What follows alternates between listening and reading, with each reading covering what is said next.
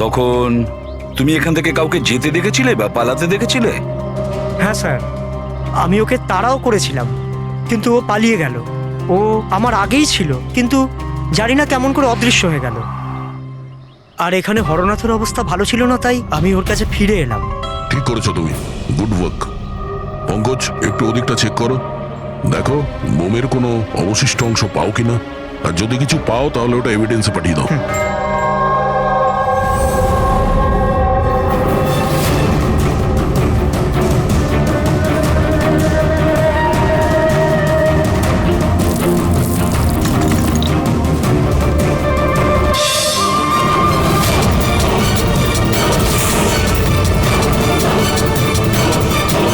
Sir,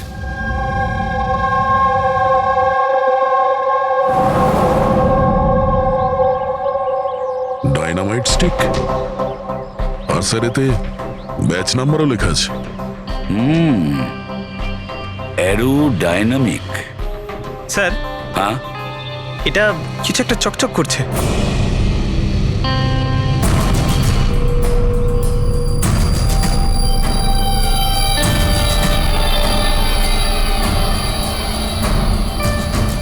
দেখি একটু।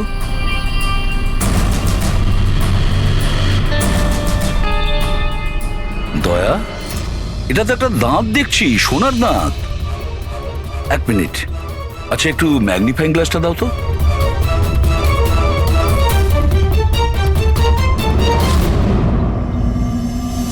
দয়া, দেখো এতে কিছু লেখা আছে। হ্যাঁ স্যার, NK লেখা আছে। এনকে? আচ্ছা, এটা মরে যাওয়া লোকটার নামের ইনিশিয়াল নয় তো? হতেই পারে দয়া। এটা আবার হয়নি তো এই নামে যে আছে তাকে কিডন্যাপ করা হয়েছে? আর যদি কিডন্যাপ হয়ে থাকে স্যার, তো ওর বাড়ির লোক নিশ্চয়ই কোথাও না কোথাও কিডন্যাপ হওয়ার রিপোর্ট লেখাবে। হ্যাঁ, চেক করতে হবে, দেখতে হবে যে এই নামের কতজন ব্যক্তি নিখোঁজ হয়েছে।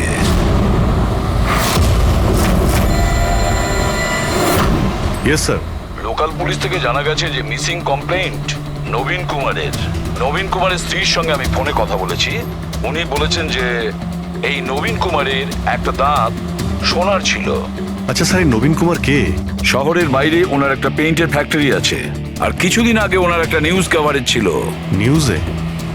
কি ব্যাপারে স্যার? কিছুক্ষণের মধ্যেই জানা যাবে। আচ্ছা দেখো, এই নবীনের বাড়ির ঠিকানা আমি তোমাকে পাঠিয়েছি, আর তাছাড়া ওনার স্ত্রীকেও এই বিষয়ে আমি জানিয়েছি। আর যদি আমার ধারণা ঠিক হয়ে থাকে তাহলে অভিজিৎ, নিশ্চয়ই মিডিয়ার লোক ওখানে তোমার আগে পৌঁছে যাবে। অনেক ঝামেলা আছে, সামলে নিও। ঠিক আছে, আমরা দেখে নিচ্ছি। ইয়া, হ্যাঁ, নবীন কুমারের বাড়ি যেতে হবে। স্যার অ্যাড্রেস পাঠাচ্ছেন। নবীন কুমার মুর্দাবাদ! নবীন কুমার মুর্দাবাদ! নবীন কুমার মুর্দাবাদ! নবীন কুমার মুর্দাবাদ! নবীন কুমার মুর্দাবাদ! নবীন কুমার মুর্দাবাদ! নবীন কুমার মুর্দাবাদ! নবীন কুমার স্যার স্যার স্যার, আপনি কি মিনিট, নবীন কুমারকে পরে, arrest পরে। করতে গেছেন স্যার? পরে বলছি। স্যার, CID পরে আপনারা আমাদেরকে কাজ করতে দিন, প্লিজ।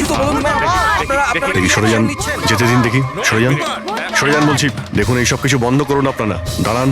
নাটক? স্যার, নাটক তো নবীন কুমার রচিয়ে রেখেছে আমাদের এই শহরে। স্যার, ওরা সবাই নবীন কুমার মারা গেছেন। He is no more. এই লোকটা মেরেছে আমার স্বামীকে। খুনি এরা সবাই। এবার বলবে নাকি জেলে ঢুকিয়ে দেবো? বলো, কেন করছো এইসব? স্যার, আমরা মারিনি স্যার।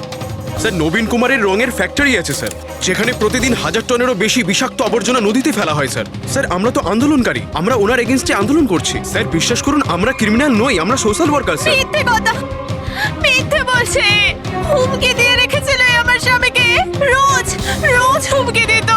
না স্যার, আমি কোনো ধমকি দিতাম না, সে তো কোনো অন্য লোক স্যার। কারা?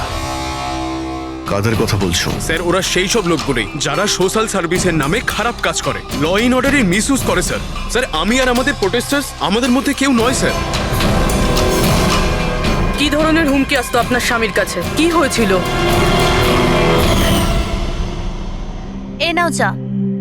আরে বাহ, গরম গরম চা। আচ্ছা, ওই এনজিওটার কি হলো? ওই এনজিও তো বিরক্ত করে মারছে। ফ্যাক্টরিতে ওয়ার্কার্সদের কাজ করতে দিচ্ছে না। এখন তো জল অনেক দূর গড়িয়ে গেছে, মনে হচ্ছে পুলিশকে ডাকতে হবে। শোনো, বাহ নবীন বাবু, আপনাদের মতো সৎ লোক আবার পুলিশদের কাছে যাচ্ছে নাকি? তুমি ভেতরে কি করে এলে? আপনাকে মনে করাতে এসেছি যে আপনি যেটা করছেন সেটা ভুল করছেন। এখনো সময় আছে, শুধরে যান। Shut up! বেশি তর্ক করো না, এখন এই ঘর থেকে বেরিয়ে যাও। I said get out! আর কোথায় কোথায় ঢুকতে দেবেন না, আর কাকে কাকে আটকাবেন। আমাদের মতো লোক আপনাদের মতো লোককে ভয় পায় না, বুঝতে পেরেছেন? আর কেন জানেন? কারণ আমরা আপনাদের মতো খারাপ কাজ করি না। আজ তো আমি আপনার ঘরে ঢুকেছি। যদি আপনি আপনার স্বার্থের জন্য অসহায় মানুষদের জীবন নিয়ে খেলা যদি বন্ধ না করেন, তাহলে আপনার ফ্যাক্টরিতেও ঢুকবো। তোমাদের মতো গুন্ডাদেরকে না আমি সিধে করতে পারি, আর এই ফালতু ধমকিগুলো না অন্য কাউকে গিয়ে দেবে। আমার যা করার আমি তাই করব, আর তোমার যা করার করে নাও। আমি ধমকি দিচ্ছি না, বোঝাচ্ছি। যদি এই উল্টোপাল্টা কাজ বন্ধ না করেন, তাহলে আপনার ফ্যাক্টরি তো আমি বন্ধ করিয়েই ছাড়ব। তুই আমার ফ্যাক্টরি বন্ধ করবি? হ্যাঁ, ফ্যাক্টরি বন্ধ করবি তুই আমার? শোনো, শোনো প্লিজ, প্লিজ তুমি শান্ত হও, আর আপনি ওকে বিরক্ত করা বন্ধ করুন। আপনি যান এখান থেকে প্লিজ। প্লিজ বলছো তুমি একে? হ্যাঁ, আমি তোকে লাথি মেরে বার করে দেবো। চল! এটা কোত্থেকে আওয়াজ এলো?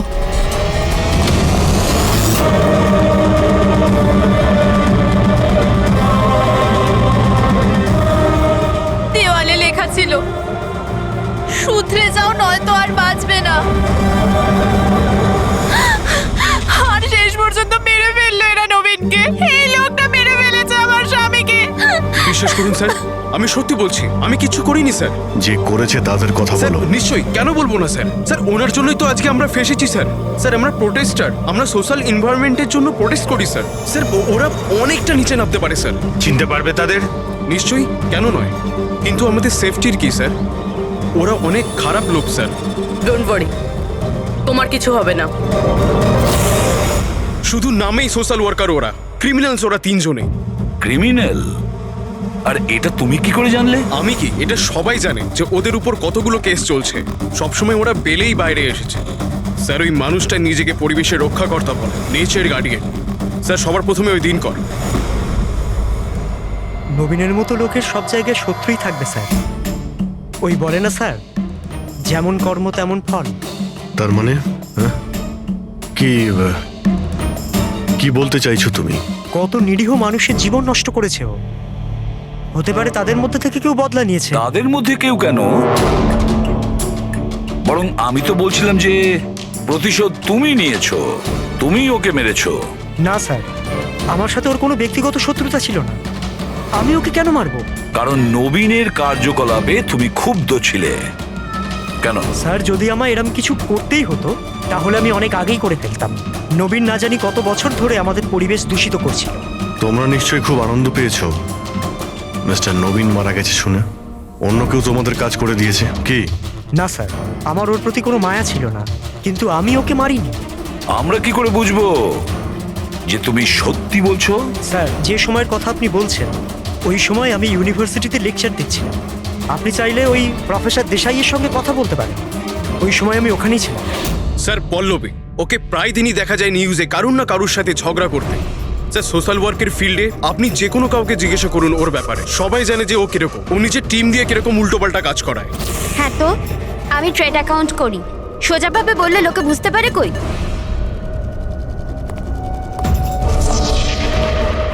কিন্তু আমি সোজা পয়েন্টে আসছি। আমাদের মনে হয় তুমিই ওকে খুন করেছো। ম্যাম আপনার এটা যদি মনে হয় তাহলে আপনার এবং আমার দুজনেরই টাইম ওয়েস্ট করছেন। ম্যাম একটা কথা, আমি কোনো ক্রিমিনাল নই। কিন্তু আমরা তো এটা শুনেছি যে আপনি রোজই কোনো না কোনো একটা কন্ট্রোভার্সিতে জড়িয়ে থাকেন। স্যার ব্যাপারটা হলো কি, যদি কোনো সৎ লোক সাহস করে সত্যের পিছনে দাঁড়ায় না, তো মানুষ ভয় পেয়ে যায়, সহ্য করতে পারে না, বিশেষ করে যদি সে একটা মেয়ে হয়। আপনি তো জানেনই সোসাইটির কি মেন্টালিটি। তাই নাকি? আমার তো আপনার মেন্টালিটি ঠিক মনে হয় না। কেন? শুধুমাত্র এই জন্যই যে আমি কাউকে ভয় পাই না? আপনাকেও নয়, এই জন্য আমি ক্রিমিনাল হয়ে গেলাম?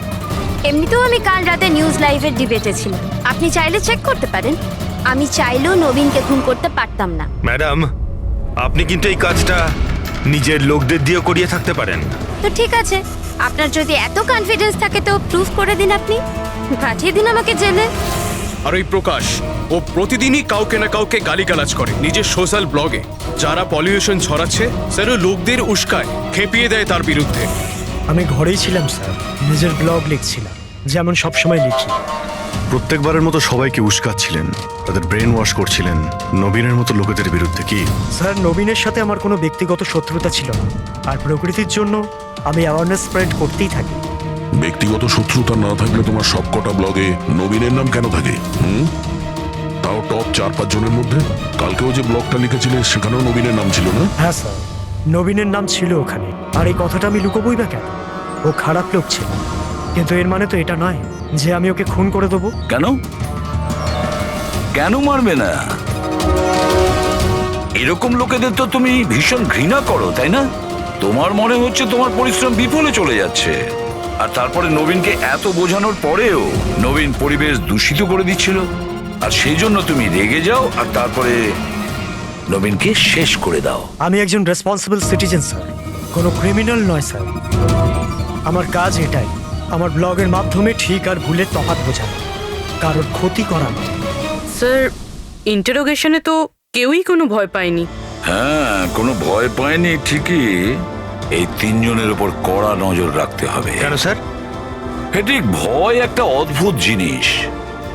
যদি ওই 3 জনের মধ্যে কেউ খুন করে থাকে, তাহলে সে ভয় পেয়ে কিছু না কিছু গন্ডগোল করবেই, কোনো না কোনো ভুল সে নিশ্চয়ই করবে।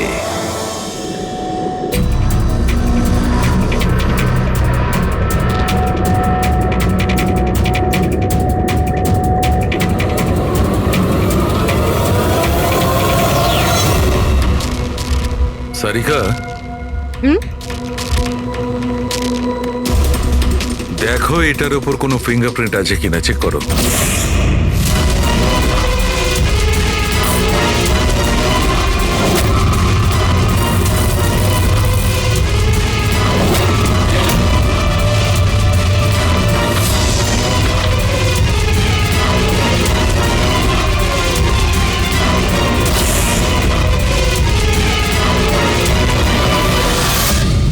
স্যার, এটাতে তো কোনো ফিঙ্গারপ্রিন্টস নেই। কোনো ফিঙ্গারপ্রিন্ট নেই? Are you sure? 100% স্যার, কোনো ফিঙ্গারপ্রিন্টস নেই, কিন্তু কিছু পার্টিকেলস পেয়েছি। মনে হয় কিছু স্কিন টিস্যুস বা ডেড সেল হবে। Dead cells? তবে এক কাজ করো সারিকা, ওই ডেড সেলস গুলোকে ভালো করে ক্লিন করে রাখো। ওই তো আসবে তো শ্রীমান প্রদ্যুমন, জানো তো সব ব্যাপারেও নাক গলায়, নিশ্চয়ই জিজ্ঞেস করবে। প্লিজ ক্লিন করে রাখো। স্যার, ডায়নামাইটে কোনো ফিঙ্গারপ্রিন্টস তো পাওয়া যায়নি, কিন্তু কোনো একজনের ডেড স্কিন টিস্যুস পাওয়া গেছে, পচা চামড়ার টুকরো। পচা চামড়া? হতে পারে এটা ওই লোকটারই, সেই লোকটা যে লোকটা ডাইনামাইট লাগিয়েছিল। হ্যাঁ স্যার। সালুকে, এই পচে যাওয়া চামড়াগুলোর তুমি ডিএনএ টেস্ট তো করতে পারো, কিছু তো জানা যাবে। বস, পচে যাওয়া চামড়া থেকে ডিএনএ বার করাটা খুব কঠিন কাজ। তোমাকে একটা কথা খুব জোর দিয়ে বলতে পারি, যে লোকটি এই ডায়নামাইটটাকে শেষবার ধরেছে ওর স্কিন ডিজিজ আছে, চামড়ার অসুখ, আর সেটাও খুব গুরুতর। এমনিতে দেখে কিছু বোঝা নাও যেতে পারে, কিন্তু বস এই অসুখটা ওকে ভেতর থেকে শেষ করে দিচ্ছে। তাহলে তো আমরা এর মাধ্যমে ওর কাছে পৌঁছতে পারি। হ্যাঁ, কিন্তু কোনো প্রমাণ তো দরকার। Hello, ACP Pradyuman here. হ্যাঁ বলুন। আচ্ছা, গুড, থ্যাংক ইউ। কে? ডায়নামাইট ম্যানুফ্যাকচারার বলছিল ওরা রেকর্ড চেক করেছে, ওই ডায়নামাইট কোন খনিকে বিক্রি করেছে ওরা। মানে মাইন সাইট? হ্যাঁ, মাইন্ড সাইট। এবার এটা খোঁজ নিতে হবে এই ডায়নামাইট মাইন্ড সাইট থেকে খুনি পর্যন্ত কিভাবে।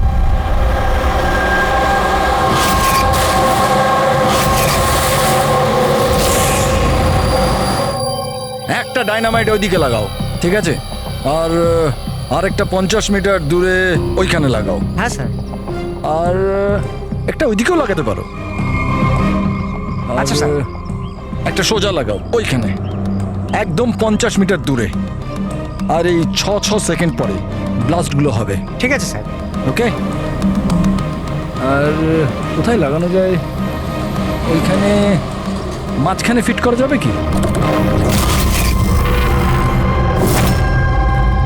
এক্সকিউজ মি, আপনার নাম বিনীত? ইয়েস, আপনারা কারা? আপনি এই সাইটের ম্যানেজার? কিন্তু ব্যাপারটা কি বলুন তো? দেখুন বিনীত বাবু, যখন ম্যানুফ্যাকচারিং কোম্পানি থেকে ডায়নামাইট আপনাদের এখানে আসে, মানে এই সাইটে, মাইন্ড সাইটে, সেটার ইনচার্জ তো আপনিই হবেন, তাই না? ইনচার্জ তো আমি, কিন্তু কনসাইনমেন্টের পরে অপারেটর টিমও কিন্তু এটা হ্যান্ডেল করে। আমি এটা একা সামলাই না। আমরা জিজ্ঞেস করেছি আপনাকে যে ডায়নামাইট কে সামলায়। একটু এই ডায়নামাইট স্টিকটাকে দেখুন। আচ্ছা, ব্যাচ নাম্বার দেখে আপনি কি বলতে পারেন এই লটের বাকি ডায়নামাইট স্টিকগুলো কোথায় আছে? স্যার, এটা লাস্ট কনসেলমেন্টের মনে হচ্ছে, এখনো ব্যবহার হয়নি, গুদামে পড়ে আছে। চলো দেখাও। বিনীত, যখন ডায়নামাইটের কনসাইনমেন্ট এখানে আসে, সেটাকে চেক তুমি নিশ্চয়ই করো, তুমি তো ইনচার্জ, তাই না? হ্যাঁ হ্যাঁ হ্যাঁ, অফকোর্স স্যার। আচ্ছা, আপনার এই ব্যাচের কনসাইনমেন্ট নিয়ে কোনো গন্ডগোল মনে হচ্ছে? গন্ডগোল? না না, নর্মালি তো ছিল, যেরকম হয় আর কি। কিন্তু আপনি এটা জিজ্ঞেস করছেন কেন? নর্মাল আছে তো, যেমনটা থাকে। প্রতিটা বক্সে 10টা করে লেখা আছে স্যার। এটা খুলে দেখো তো কতগুলো আছে, গোনো।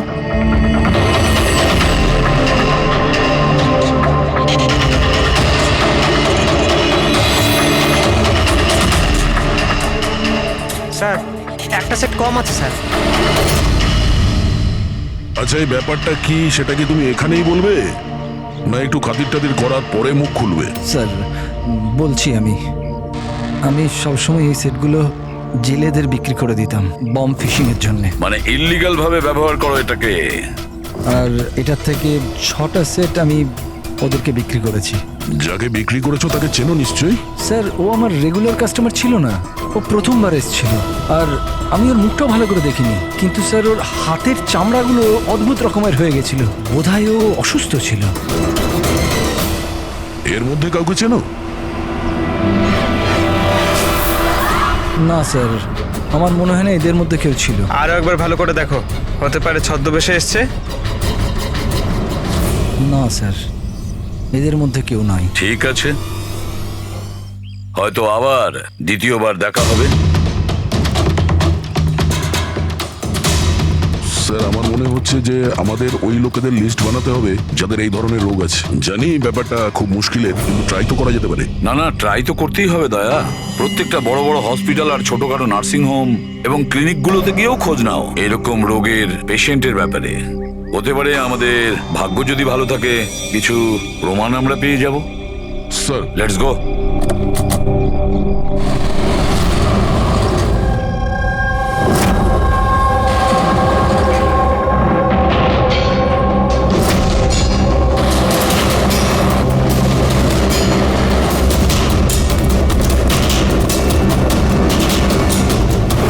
দেখুন, এই ধরনের অসুখ হাজার জনের মধ্যে একজনের হয়ে থাকে। বলতে পারেন এই ধরনের পেশেন্টের লিস্ট অনেক বড়। অনেক পেশেন্ট জানতেও পারে, কিন্তু এর চিকিৎসা করায় না। এদের খোঁজা তো খুব মুশকিল। জানি, কিন্তু তবুও আমরা চেষ্টা করতে চাই। এই লোকটাকে পাওয়া আমাদের কাছে ভীষণ প্রয়োজন। দেখুন, আমি বুঝতে পারছি, কিন্তু এনভায়রনমেন্টাল ইনফেকশন কন্টিজিয়াস ডিজিজ, যেটা একটা মানুষের থেকে অন্য মানুষের মধ্যে ছড়িয়ে পড়ে, আর এটাকে সামলানো তো। এক মিনিট, কি বললেন আপনি? Environmental infection? হ্যাঁ, মানে আমাদের চারপাশের পরিবেশে হতে পারে এমন ইনফেকশন হাওয়া বা জল থেকে চারিদিকে ছড়িয়ে পড়ে। চলুন, আমি আপনাকে একটা পেশেন্ট দেখাবো। ছাড়ো আমাকে! কেন মারতে চাও আমাকে? ছেড়ে দাও আমাকে, যেতে দাও প্লিজ। দেখো, আমাকে যেতে দাও sir, please help me sir, help, please help sir, help.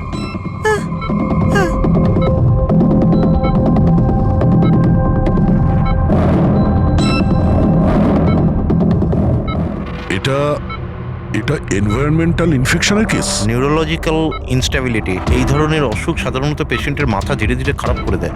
ও নিজের ধৈর্য হারিয়ে ফেলতে পারে, আর মাথার ব্যালেন্সও নষ্ট হয়ে যায়, যেমনটা নীলজের হয়েছে। আর ফিজিক্যাল কন্ডিশন, মানে আমি বলতে চাইছি এই ধরনের পেশেন্টরা কি খুব জোরে দৌড়তে পারে? হ্যাঁ, নর্মালি চলতে ফিরতে তো পারে, কিন্তু অসুখটা যদি অ্যাডভান্স স্টেজে চলে যায় তাহলে দৌড়ানোর পক্ষে সম্ভব নয়। কিন্তু স্যার, অ্যাডাভিন ইঞ্জেকশন দিলে শরীরে কিছুক্ষণের জন্য শক্তি আসে। হ্যাঁ, কিন্তু ওটা সাইড এফেক্ট যথেষ্ট। স্যার, অ্যাডাভিন ইঞ্জেকশন দেওয়া যথেষ্ট ঝুঁকিপূর্ণ। রিস্কি হতে পারে, কিন্তু এই অপরাধের মানসিক অবস্থা যে ধরনের, তাতে হতে পারে যে ওর সাইড এফেক্ট নাও হতে পারে। কিন্তু যদিও নীরজের মতো মেন্টালি আনস্টেবল হয়, তাহলে চিন্তা আপনাদেরকেই করতে হবে। তার মানে এটাই যে ও একটা খুন করে থাকলে দ্বিতীয়বারও খুন করতে পারে।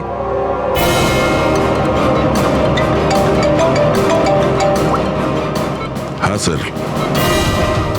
কি প্রকাশ পঙ্কজকে ফাঁকি দিয়ে পালিয়ে গেছে?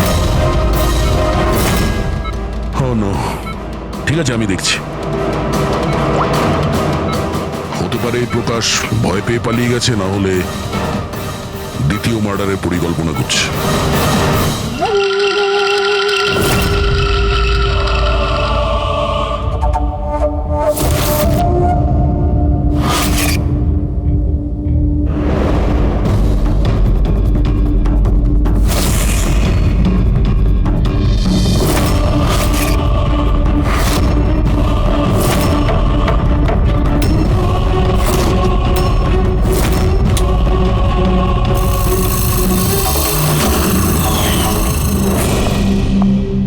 আরে বাবা, আজ তুমি তাড়াতাড়ি উঠে পড়লে।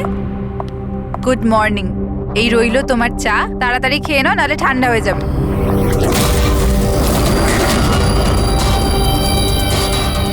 এটা কার পা?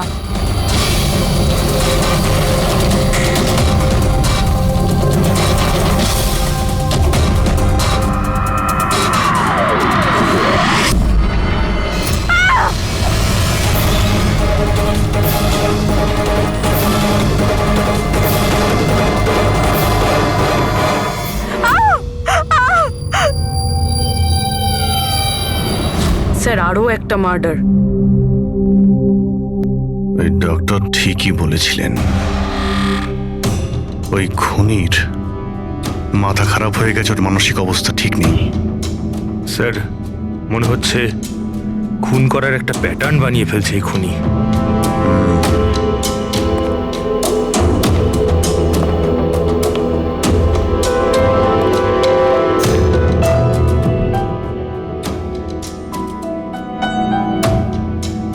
এনার উপরে ব্লেম এটাই যে উনি নেচারকে ক্ষতি করছেন। ইলিগাল ডিফরেস্টেশন, জমি হাতানোর জন্য ইলিগালি গাছ কেটে ফেলা। ওই খুনি এনার সঙ্গেও তাই করেছে। আর তাও প্রকাশ উধাও হয়ে যাওয়ার ঠিক পরেই। ওয়েপেন কি ব্যবহার করেছে? 100% চেইনস, না হলে হাড়ের সঙ্গে মাংসকে এইভাবে কেটে বডিটাকে দু টুকরো করা এত সহজ নয়। স্যার, যদি চেনস ব্যবহার করেই থাকে তাহলে আওয়াজ নিশ্চয়ই হয়েছিল। বাড়িতে কেউ না কেউ তো শুনবে। রাতে কে কে ছিল? আমার হাজবেন্ড তো কাজের জন্য বাইরে থাকে, বাড়িতে শুধু আমি, বাবা আর আমাদের চাকর ছিল। আপনি কোনো আওয়াজ শুনেছিলেন? না, কোনো আওয়াজ শুনতে পাইনি। রামানন্দবাবুর কারোর সাথে শত্রুতা বা কেউ কোনোদিন হুমকি দিয়েছিলেন ওনাকে? হ্যাঁ, কিছু সপ্তাহ আগে কিছু অদ্ভুত হয়েছিল।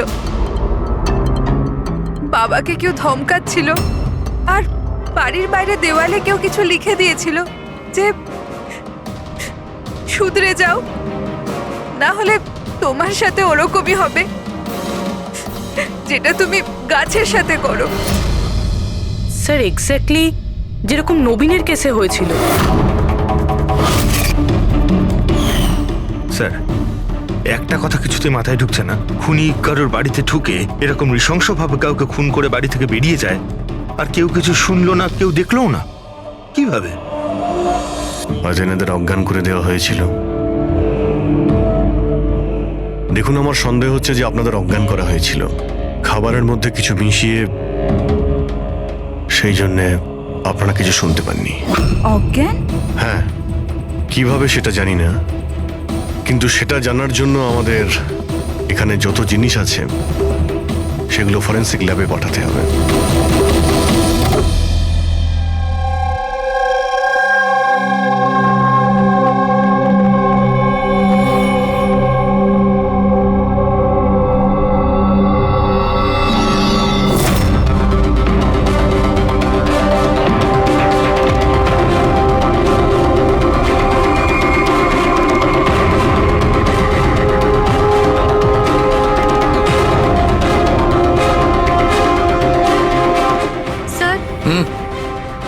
গাড়িতে যত রকম খাবার জিনিস ছিল চেক করে নিয়েছি, আর পানীয়। কিছুতেই ঘুমের ওষুধ পাইনি। No sedatives. পেলে না? আরো শিওর? অ্যাবসলিউটলি। কিন্তু সারিকা, সবাই তো অজ্ঞান ছিল, তার মানে কোনো মাদক দ্রব্য নিশ্চয়ই থাকবে যার জন্য ওরা অজ্ঞান হয়ে গেছিল। খাবার জিনিসে, পানীয়তে, কিছুতে তো থাকা উচিত। কিসের মধ্যে ছিল?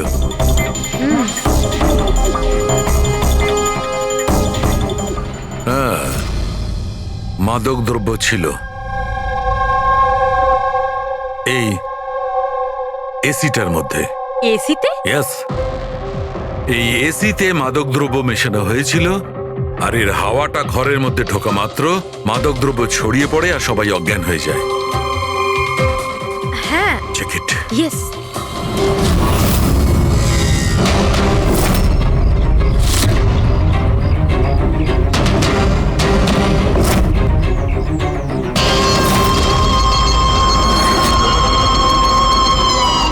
দেখো সালুখে, তুমি আন্দাজে ঢিল মারছো না তো? এটা কি করে হতে পারে? এরকমই হয়েছে বস। এসিতেই মাদকদ্রব্য ছিল। আমি ওই এসিটার ব্লোয়ারে, ফিল্টারে সব জায়গায় সেনেটিভ পেয়েছি, আর সেটাও খুব হাই ডোজে। মাই গড, এটা কি করে হতে পারে? বস, এসিতে সেনেটিভ ছিল, মাদকদ্রব্য ঘরের মধ্যে ছড়িয়ে যায় আর সবাই অজ্ঞান হয়ে যায়। খুনি আসে আর বিনা বাধায় ওকে খুন করে, ও চলে যায়। কেউ কিচ্ছু শুনতে পায়নি। আচ্ছা ঠিক আছে। সালুকে ফোন করেছিল, বলছিল রামানন্দর বাড়িতে যে এসি মেশিনটা ছিল সেটাতে বিষাক্ত গ্যাস ভরা ছিল, অ্যানেস্থেটিক গ্যাস।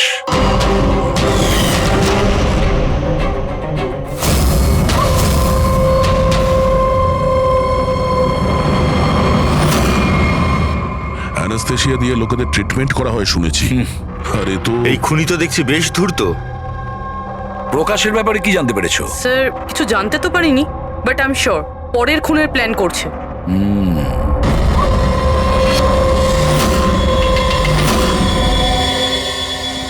কিন্তু খুনি যদি অসুস্থ হয় তাহলে প্রকাশ তো ভালোই দৌড়িয়েছিল। স্যার, এমনটাও তো হতে পারে যে অন্য কাউকে দিয়ে এই খুনটা করিয়েছে। তাহলে ও পালিয়ে গেল কেন? এই শব্দটা কিসের? চলো তো।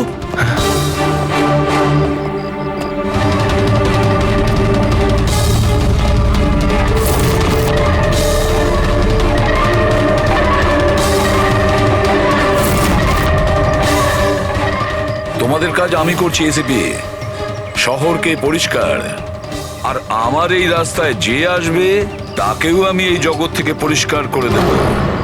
এ কে হতে পারে? স্যার, মনে হয় খুনি জানতে পেরে গেছে আমরা ওর পিছনে আছি, ওই জন্য পাগল হয়ে গেছে। এই, দাঁড়াও, ধরো ওকে।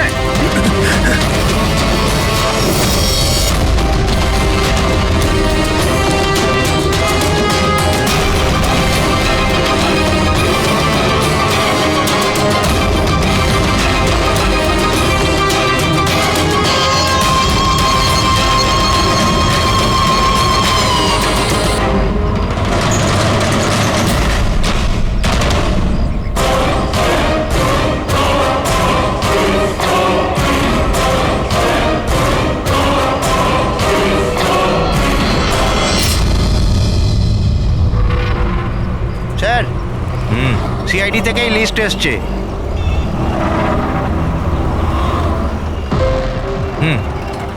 এরা তো ওই লোকগুলি যাদের নয়েজ পলিউশনের ধমকি দেওয়া হয়েছে। সখারাম, ওই ক্লাবের মালিককে মনে আছে? আরে যাকে কদিন আগে ধমকি দেওয়া হয়েছিল। কে স্যার? ও বীর।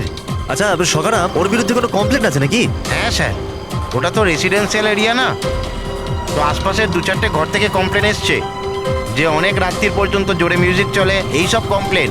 আওয়াজ মানে নয়েজ পলিউশন। সখারাম, তুমি একটা কাজ করো, তুমি সিআইডির লোকেদের ফোন করো এখনই, এই সময়।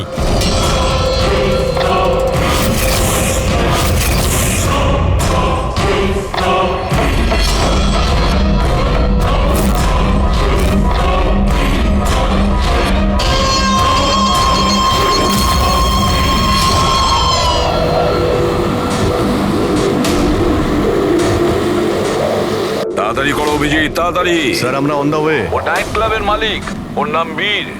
কিন্তু স্যার ব্যাপারটা কি? দয়া, লোকাল ইন্সপেক্টর থেকে জানা গেছে বীরকেও একই রকম হুমকি দেওয়া হয়েছে, আর সেটাও শব্দ দূষণ করার জন্য।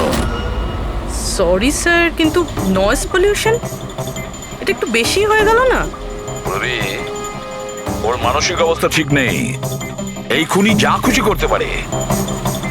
ডোন্ট ওয়ারি স্যার, ওই খুনি যদি ওখানে থাকে তাহলে এবারে আর আমাদের হাত থেকে বাঁচবে না স্যার। এই প্রকাশ কিন্তু এখনো নিখোঁজ, আর বীরের প্রাণ সংশয় রয়েছে। যে করেই হোক ওকে সুস্থ আর নিরাপদে আমাদের এখানে নিয়ে এসো।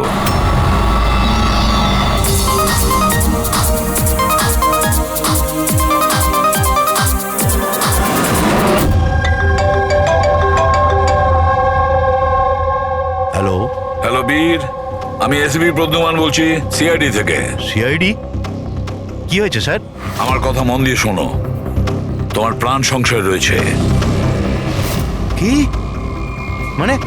মানে আমাকে কে মারতে চায়? দেখো বীর, যদি তুমি ক্লাবে থাকো তাহলে বাইরে কোনো মতেই যেও না। আমাদের অফিসার্স তোমার ওখানে যাচ্ছে তোমার সেফটির জন্য। আরো একটা কথা, ভিড়ের মধ্যেই থাকবে, লোকেদের মধ্যেই থাকবে, বুঝেছো? একা একদম থাকবে না।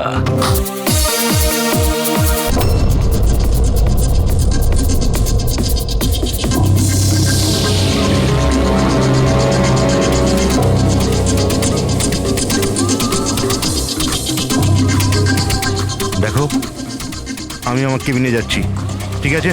আর কাউকে ভেতরে আসতে দেবে না, বুঝেছো? কাউকেই ভেতরে আসতে দেবে না।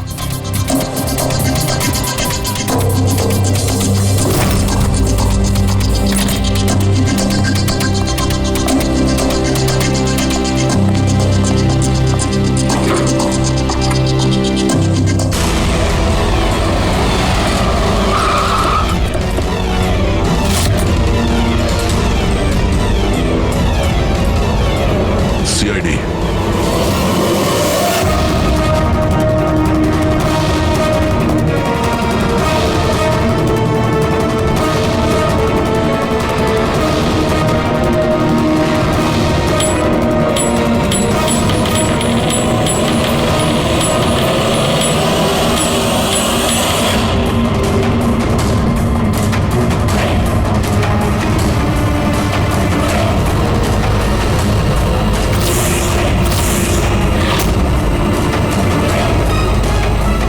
এ ভাই শোনো, এদিকে এসো। হ্যাঁ স্যার। বীর কোথায়? স্যার উনি কারুর সাথে দেখা করতে চান না। আমরা সিআইডি থেকে আসছি। কোথায় ও? আসুন স্যার।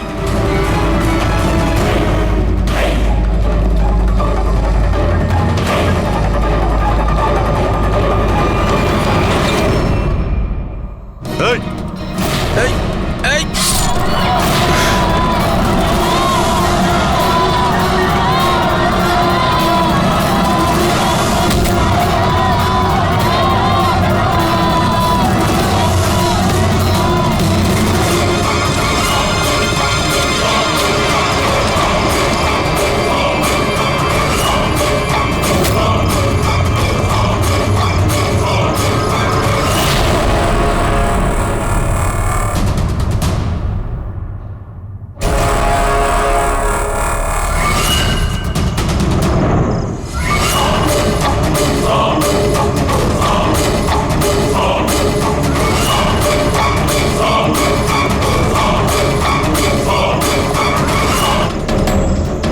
আরে গেল কোথায়?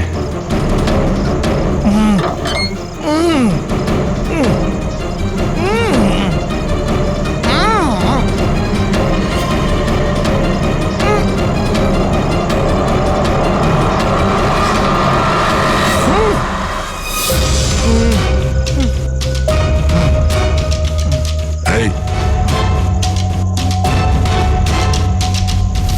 প্রকাশ, এসো বাইরে এসো।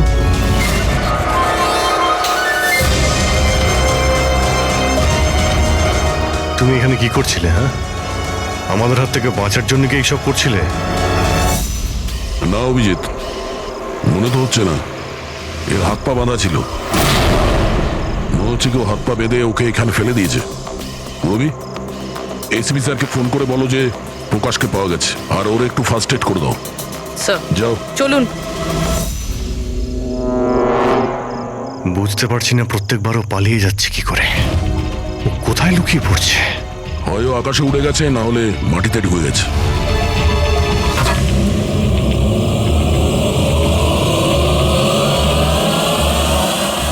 ও এখানেই আছে দয়া, এইখানে। কি? এইখানে।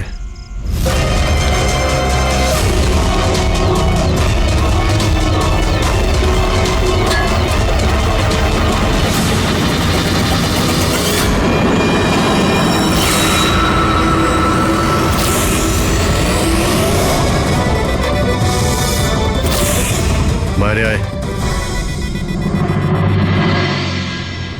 কি খুন করার সময় নিজের হাত তো কাঁপেনি, এখন কেন কাঁপছে? জেলে যাবার ভয়? এই অ্যাড্রিনালিনের অ্যাকশন শেষ হয়ে গেছে। হ্যাঁ? যে ইঞ্জেকশন নিয়ে তুমি পালাচ্ছিলে তার কাজ কিন্তু শেষ হয়ে এসেছে। এবার তুমি মুখ খুলবে নাকি মুখ খোলার জন্য একটা ইঞ্জেকশন দিতে হবে? আমি কোনো মজা পাই না ইঞ্জেকশন নিতে। এটা আমার এক বাধ্যতা, যেটা আমাকে নিতে হয়। একটা সময় ছিল যখন আমি শক্তিশালী এবং মজবুত ছিলাম, কিন্তু আমার একদিন খারাপ সময় এলো আর আমি একটা রোগে আক্রান্ত হলাম। ফ্যাক্টরি আর ওখান থেকে নির্গত বিষাক্ত ধোঁয়া আর আবর্জনা,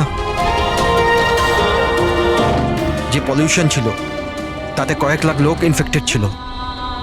জানি না রোজ কত পেশেন্ট আসতো। ওদের সাথে থাকতে থাকতে আমিও অসুস্থ হয়ে পড়েছিলাম। এই রোগটা কবে হয়েছিল আপনার? 6 মাস আগে। আর এই 6 মাসে এই রোগ তোমার শরীরের সঙ্গে সঙ্গে তোমার মাথারও ক্ষতি করতে শুরু করে দিয়েছে। তুমি জানো তুমি কি করেছো? হ্যাঁ, আমি কারোর কোনো ক্ষতি করিনি, ক্ষতি করেছে ওরা। হাওয়া, জল সবেতে বিষ মিশিয়ে দিয়েছিল। ব্যাস, তখনই আমি ঠিক করেছিলাম যে লোকেরা আমার এই অবস্থা করেছে তাদের আমি ছাড়বো না। আমি বদলা নিয়েই ছাড়বো। আর সেই কারণে তুমি বিএমসিতে চাকরি নিয়েছিলে, যাতে এই শহরের পুরো ড্রেনেজের নকশাটা তুমি জানতে পারো। তার সুযোগ নিয়ে তুমি ওখান থেকে পালিয়ে যেতে, আর আমাদের মনে হতো যে কোথায় তুমি হঠাৎ করে অদৃশ্য হয়ে গেলে।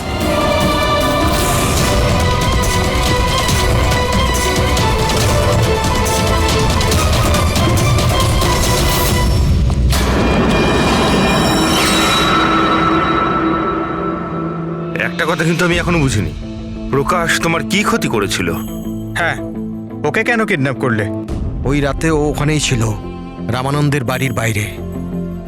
ওর বাড়ি জ্বালাতে এসেছিল। ও কিছু করতো তার আগেই ও আমাকে দেখে নিয়েছিল ঘর থেকে বেরোনোর সময়। আর তুমি ওকে তারপর কিডন্যাপ করে নিলে যাতে ও কারোর সামনে মুখ না খোলে। হ্যাঁ, তুমি ওকে মারতেও পারতে, তাহলে ওকে ওকে তুমি মারলে না কেন? আমি বললাম না স্যার, আমার বদলা শুধুমাত্র ওদের সাথে ছিল, যারা আশেপাশের হাওয়া জলকে বিষাক্ত করে তুলেছিল। আমি তো শুধুমাত্র আমার সংসার বাঁচাচ্ছিলাম। আমি কোনো ছোটবেলা থেকে খুনি ছিলাম না। এই দায়িত্বটা তোমাকে কে দিয়েছিল? শোনো, তোমার এই প্রতিশোধের আগুনে এতগুলো লোকের প্রাণ গেছে। এই কাজটা তোমার একদমই করা উচিত হয়নি। খুব অন্যায় করেছো তুমি। আইন তোমাকে কোনোদিন ক্ষমা করবে না। কঠোর থেকে কঠোরতম শাস্তি হবে তোমার।